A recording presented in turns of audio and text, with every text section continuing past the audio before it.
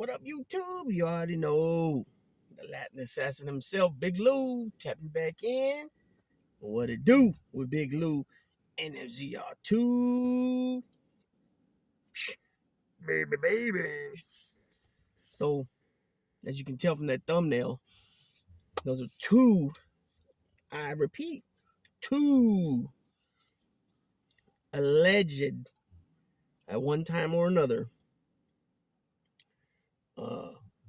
boss of their respective Borgata.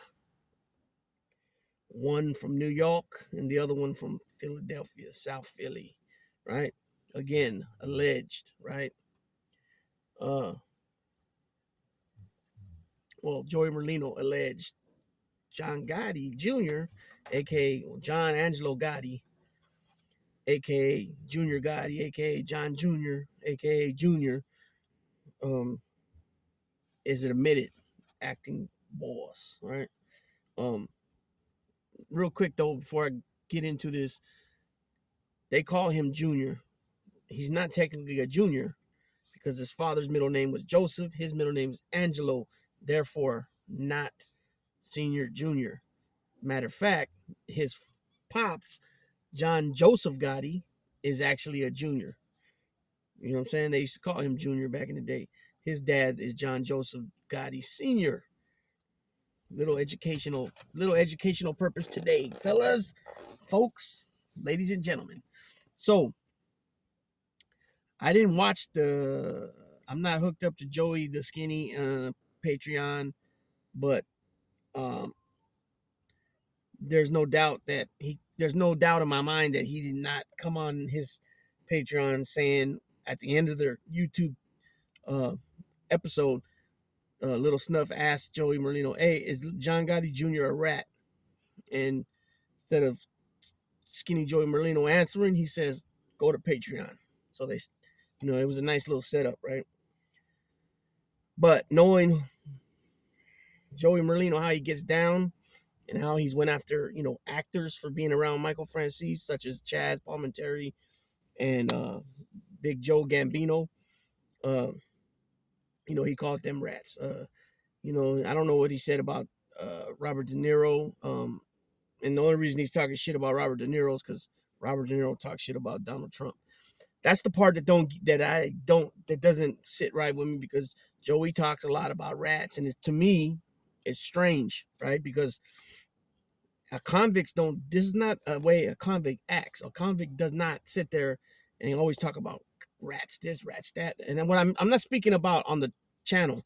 I'm speaking more so of, because I've heard a few different people come on here saying that he wasn't well liked in the system, right? The BOP.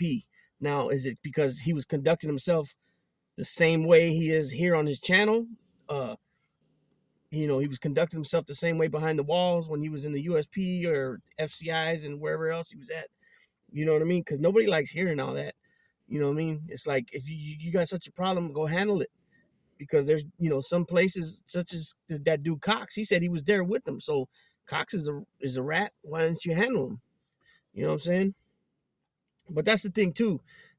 The Italians in the system, they're real kickback. It's not like they're, other than gambling and stuff like that, it ain't like they're kicking up dust and raising hell up in there.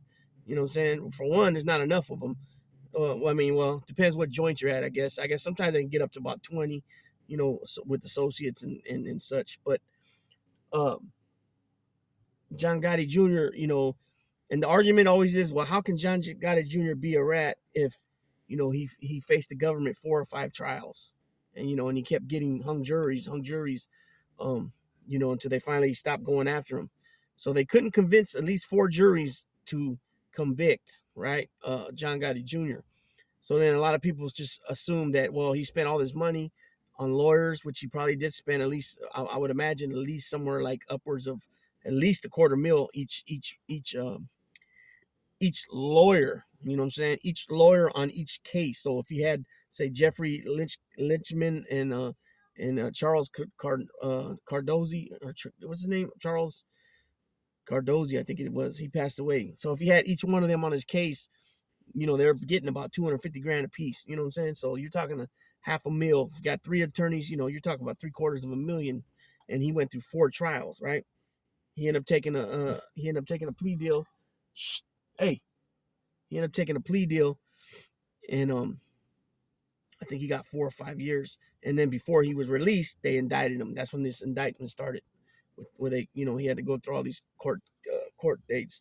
Now, let me be clear on this. What I don't understand is he set it up. He set it up with the government, right? He went, I guess, not I guess. What I meant by I guess, I don't know if he himself got a hold of the government through an agent, and then sat down on proffer sessions with the United States attorney, or did he have his counsel do it? That's what I meant. But the funny part about it is that Jeffrey Lynch, or however you say his name, he's considered a mob lawyer, right? He's represented what's his name too, Don Scali, so he has a reputation, a good reputation. I find it ironic that he agreed to accompany Junior on this on this proffer session, what they call Queen of the Day, right? And then his other lawyer that passed away, Charles Cardozi, or I think his last name is Cardozi, he, same thing. He represented guys in the past. He represented, I think, Nicky Carrazzo, I think, at one point, or he represented some guys in the past. Oh, it was the Colombo trials. It might have been Wild Bill. He represented.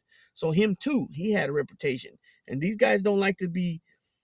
There's no way they're gonna ruin their reputation by representing a turncoat, right? But at some point, Charles Cardozi apparently felt that he was gonna, he made better money staying with Junior Gotti like that, which could be, you know what I'm saying? So I just didn't understand that, and Gotti says that, he had a game plan, and even his lawyer explains it on that 60 Minutes thing. I think it was 60 Minutes.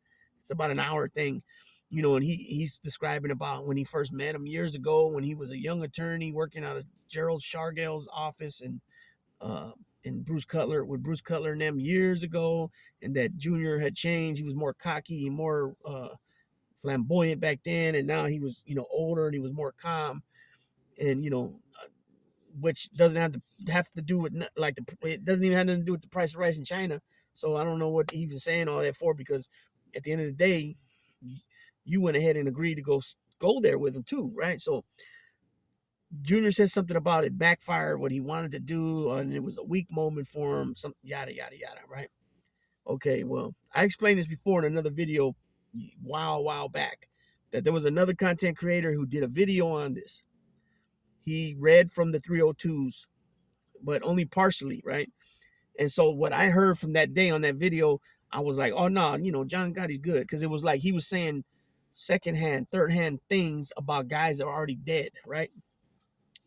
And I was like, oh no, he's good. He ain't no, And then another content creator did another show where he produced the 302s. He put them on the screen, and it's clear as day. There's no ifs and what's about it, that Junior is giving up information, period, on wise guys, on associates, on councilmen, or people that work, or elected officials in the city level for New York, where he had projects going, illicit projects, and he's telling the names and everything of everybody.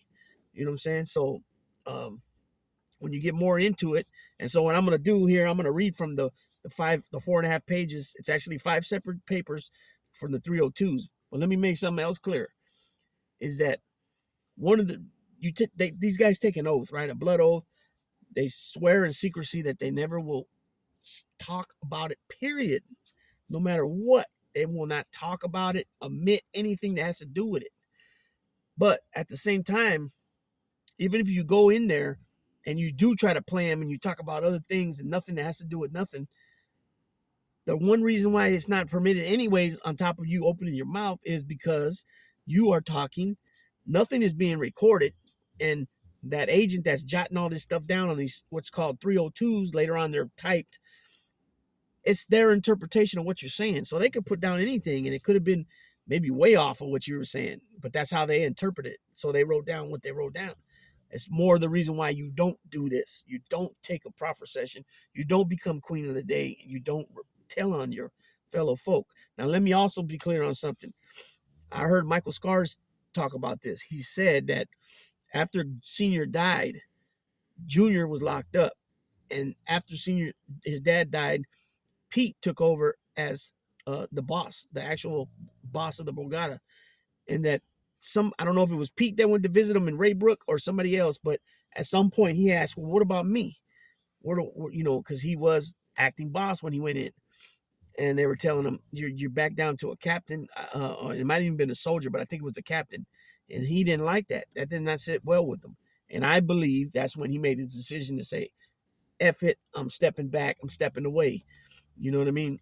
Because last time he was on the streets, he was the acting boss, making serious decisions, day-to-day decisions, but then, he would still have his dad's ear, you know what I'm saying? His dad would still have his ear through Pete, through his brother Pete, through his uncle Pete, through him, of course, Jackie knows, you know what I'm saying? Whoever can go up there and see him, so I believe it, I believe it damages his ego somewhat, and so he didn't want nothing to do with it, and so let me get into these 302s. This video is going to be a little longer than I originally wanted. I mean, like I've been, not that I originally wanted, but like I originally been saying how I want to do it. Let's see. Okay, so I gotta look close because it's real small. Let's see. John A. Gotti, also known as Jr., AkA Gotti Jr. Protect Identity was present at the United States Attorney's Office, Southern District of New York, 500 Pearl Street, New York City, New York, on January 18, 2005, for a proffer session. And this means, too, if you guys don't know, a proffer session means everything you said, they will not come after you for. But it does not save you if somebody else gives up information on you. They can still come at you. Okay, here we go. This meeting was arranged at Gotti Jr.'s request. Also present was his lawyer. Also present was his lawyer, his attorneys Jeffrey Lichman, Esquire, and Mark Furnich, Esquire, as well as Assistant United States Attorneys Alsas, Robert Bueller, June Kim, and Jennifer Rogers, SDNY. That's Southern District of New York. This is the same office that Rudy Giuliani used to run. Okay, after Gotti Jr. and his attorneys read the proffer agreement and the terms of that agreement were explained to them by Ossis, Junior Gotti signed the agreement. Junior Gotti thereafter provided the following information: the murder of Danny Silva. In the early mornings of either March 11th or March 12th, 1983, Gotti Jr., along with his friends Mark Caputo and Anthony Amoroso, were present at the Silver Fox Bar located on 101st Street and Liberty Avenue in Queens, New York. At some point, Tommy, last name unknown, AkA Alfie, approached Gotti Jr., who was seated at the bar with a female friend, Donna, last name unknown. Alfie repeatedly bumped into him. Words were exchanged. One thing led to another, and Gotti Jr. ultimately hit Alfie with a broken glass bottle. Gotti Jr. then stabbed Alfie with a knife that Gotti Jr. had obtained from Amoroso. So see, he's already saying that Amoroso gave him the knife. Now, that is dry snitching, right? That's dry snitching. If he had gave it to him during the scuffle, now he becomes part of the little issue. You know what I'm saying? According to Gotti Jr., a melee ensued involving approximately 30 to 40 of the bar's patrons. Gotti Jr. recalled that among those involved in the melee were Danny Silva, John and Greg Massa, Angelo Castelli, Joey Curio, first name unknown, Riley, and John Sinamo Jr. stated that Danny Silva was stabbed and killed during the melee. Okay, so he just implicated all those people. He said there was 30 to 40 patrons in a melee. I've been in a melee before. I mean, a few times, but a big one with over 100 people on a prison yard. Junior Gotti described a meeting which occurred a short time after the incident at the Silver Fox between Angelo Ruggiero Sr. and a New York police detective, John Daly. Junior Gotti drove Ruggiero to the meeting, which took place at the Sherwood Diner, located near the Five Towns on the Queens-Nassau County border. Before the meeting, Gotti Jr. and Ruggiero discussed the purpose of the meeting. Okay? Okay. Ruggiero was carrying a brown paper bag containing $25,000 in cash. Gotti Jr. observed Ruggiero sit in the rear of the diner and meet with Daly and an unknown white male. Ruggiero advised Gotti Jr. that the $25,000 cash payment was made to Daly to get his was to get his name out of the Silver Fox murder investigation. While Gotti Jr. did not directly meet Daly, Daly did acknowledge Gotti Jr. on his way out of the diner as Gotti Jr. was waiting in the car. Okay, so now he's implicated Angelo Ruggiero, even though he's been dead a long time, but now he's implicated also the detective, that John Daly. Let's see. Following this meeting between Ruggiero and Daly, Gotti Jr. was instructed by his father, John J. Gotti, AkA Gotti Sr., to leave New York for a while until things cooled down. Gotti Jr. left New York for Fort Lauderdale, Florida, where he remained for some time. At the time, Gotti Sr. joined him in Florida, and the two eventually returned to New York. Upon Gotti Jr.'s return to New York, he learned that John Sinamo, one of Danny Silva's friends who was present at the Silver Fox the night Silva was stabbed and killed, was dead, apparently having hung himself. Gotti Jr. provided the following as background. Angelo was put on the shelf by Gotti Sr. after the murder of Jimmy Hidell in 1986.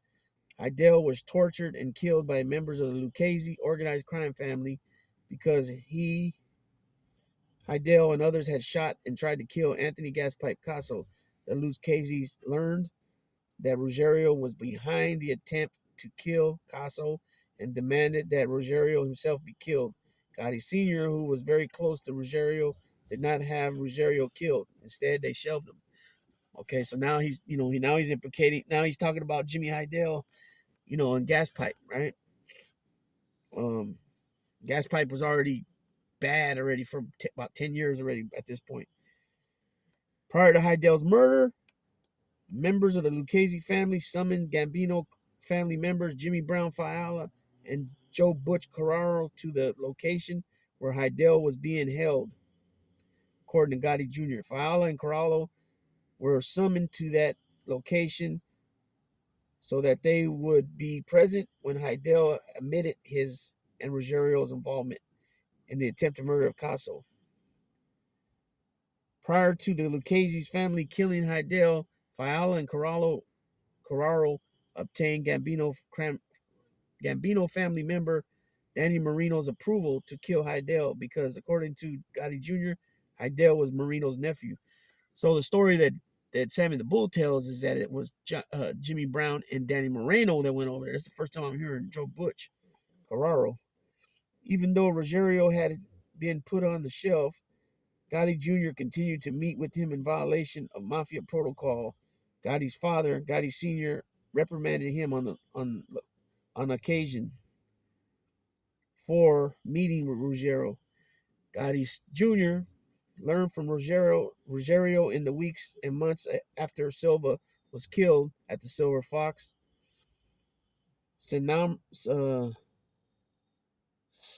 Samaro put continued pressure on police department to investigate his friend Danny Silva's murder. Rosario also told Gotti Jr. that Sinamo pressed his Gotti Jr.'s name in the investigation and his Gotti Jr. role in the bar fight, which led to Silva's murder. Ruggiero told Gotti Jr. that he and others had obtained NYPD's DD5's official police department reports of the Silva murder investigation from Daly.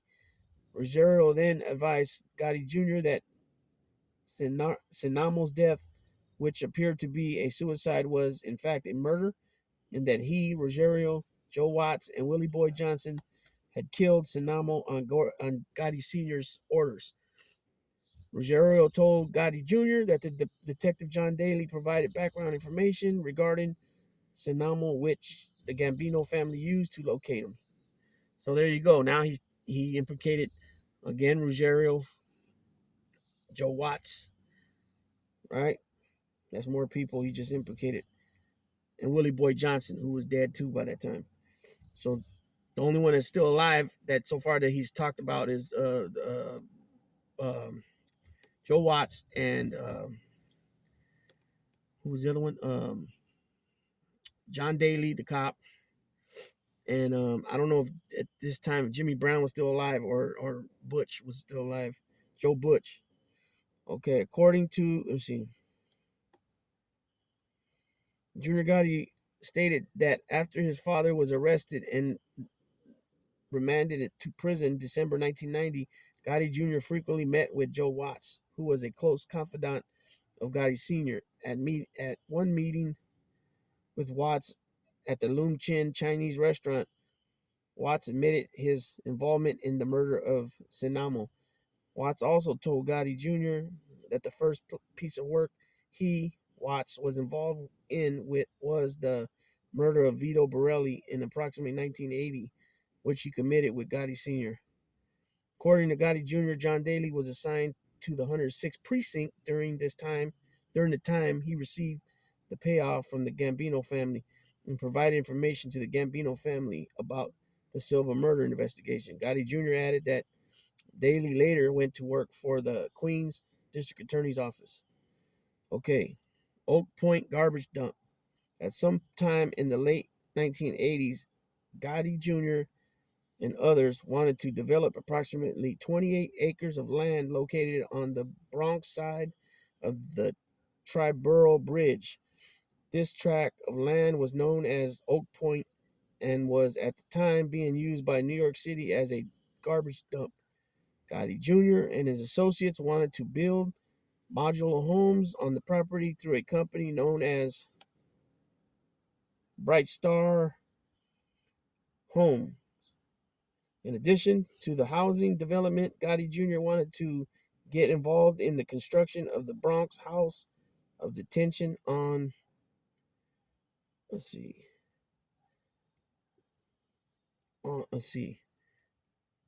on that site. Gotti Jr. had received assurances that he would be able to sell the prison to the city of New York for $20 million. According to Gotti Jr., David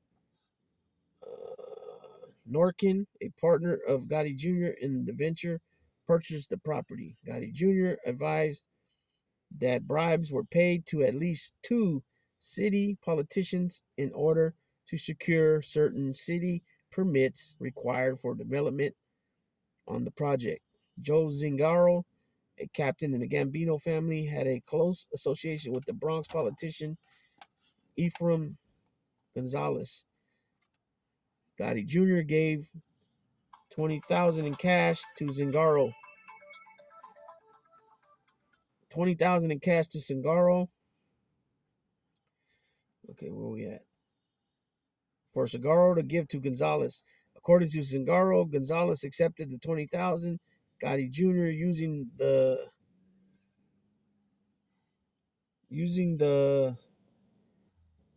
alias John Russo met Gonzalez at a function They both attended at Alex and Henry's Catering Hall in the Bronx. According to Gotti Jr., additional bribe money was paid to Fernando Ferrer through Norkin. Norkin suggested making the payments to Ferrer.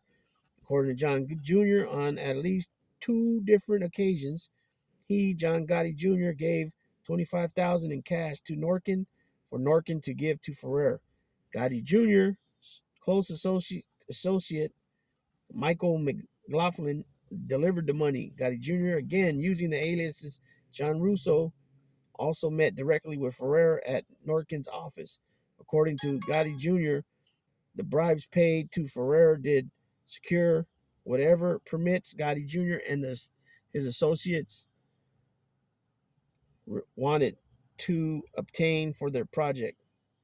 In addition to the payments described above, Gotti paid an additional 100,000 to 125,000 in cash to various city politicians through Norkin and the law firm Davidoff Milito in order to grease the skids in the development of the housing project and detention center. After Norkin purchased Oak Point, Gotti Jr. and his associates continued to operate the garbage dump from approximately January 89 through late August 90, not August 99, excuse me. Gotti Jr.'s guys, including McLaughlin, worked at the dump. Gotti Jr. stated that investigators with the Department of Investigation, uh, let's see, where was I at? Department of Investigations or another New York City investigative agency photographed Gotti Jr. at the garbage dump on several occasions. Once this photograph evidence of John Gotti Jr.'s connection to the property surfaced, his investors and business associates no longer wanted to be involved, and the project was never completed. Okay, this is the last little piece here. In approximately the spring of 1990, Gotti Jr. and other Gambino family members persuaded another project involving a garbage dump. This dump was located in Matamoros, Pennsylvania. Gotti Jr. attended a sit down with other members of the Gambino family, as well as high ranking members of the Lucchese family, concerning this project on behalf of the Gambino family, which Gotti Jr. continually referred to as our family. Gotti Jr., his uncle Pete and Salvatore Sammy the Bull Gravano met with representatives of the Lucchese family, Al DiArco, Anthony Gaspar Picasso, and Patty Maselli.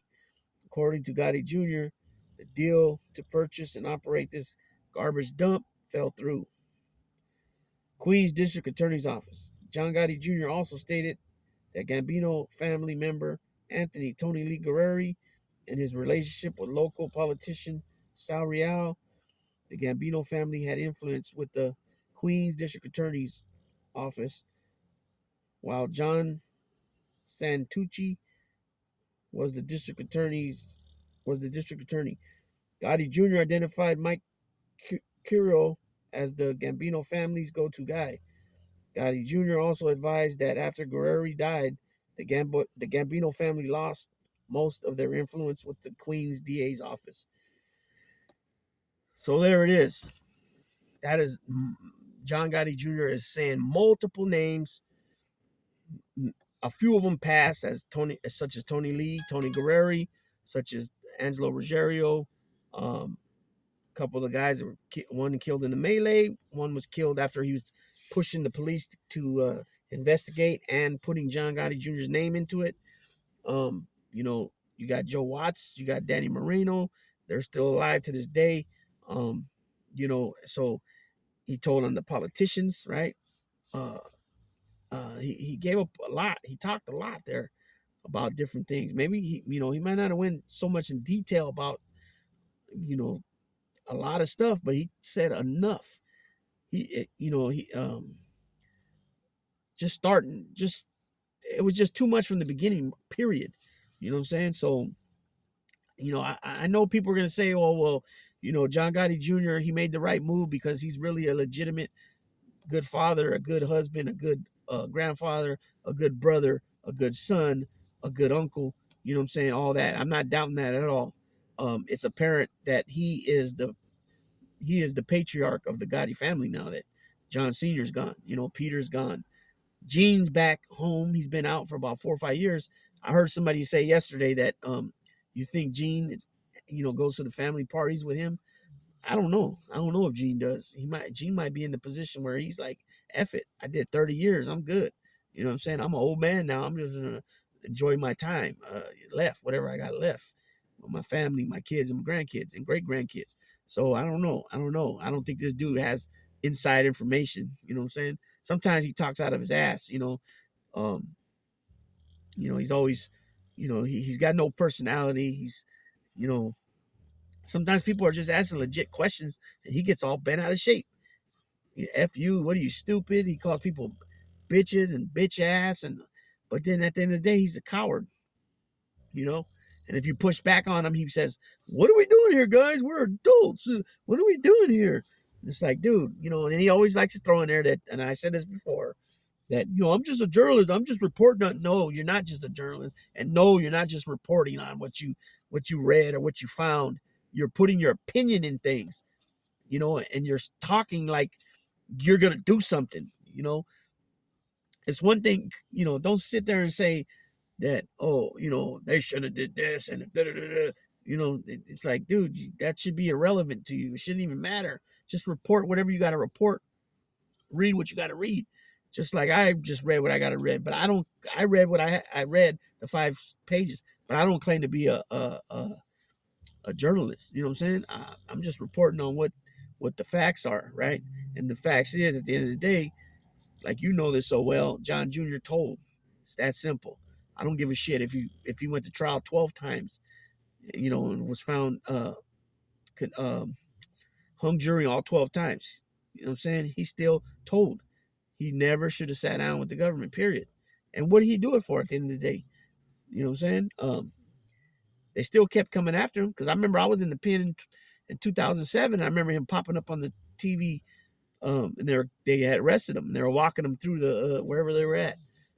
So this paperwork was from 2005.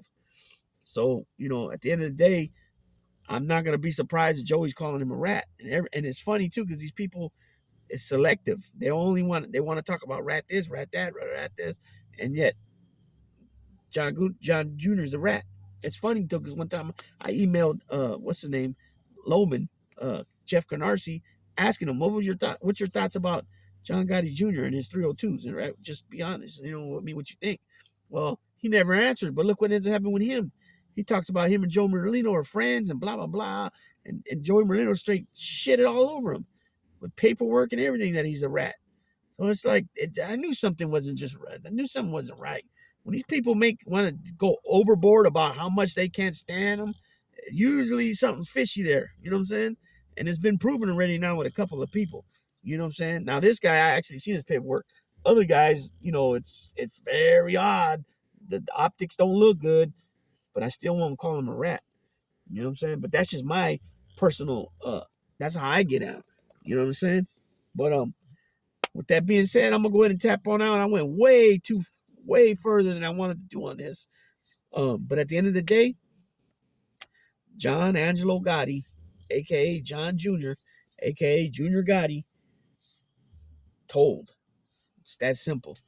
You know what I'm saying? But in his defense, I will say this, is that when he took over as acting for his dad back in the 90s, he was only he was only in the life for 2 years. I mean, as a made member, right? Literally 2 years. He got made on Christmas Eve, 88, and on December 11th, 1990, his dad was being arrested. Shortly after that, he was made acting boss with the panel, right? I believe that he's still living off money that he made back then, 30 years ago. I guarantee it, right? Whatever moves he made to buy this, buy that, he had a bunch of safe houses with money everywhere. Michael Scars said it, right? He had money everywhere. And and he was doing big things, man. And I believe, people don't like to give him no credit. They like to call him, dumb father and this and that. But he inherited a mess. You know what I'm saying? Kind of like how President Biden inherited a mess from Dodo Bird Trump. You know what I'm saying? Um, it's funny how people forget. Are you better off today than you were 4 years ago? I don't think so. You know what I'm saying? I mean, I do think so. You know what I'm saying? What I was saying was, I don't think so. Is that 4 years ago you weren't doing better, right? It was like a ghost town. Remember, 4 years ago to the date, 3 days ago was when he said, "Oh, and the lights, you can go in the skin or through the veins and with bleach, and it kills it in a minute." Oh, interesting, right? Yeah. Anyways, peoples, I'm gonna go ahead and tap out, man. Everybody, hit the comment section. Let me know what y'all think from everything I read. All you got to do is Google John A. Gotti's 302s, and you find them like, boop, they're right there. All right, peoples, I'm out.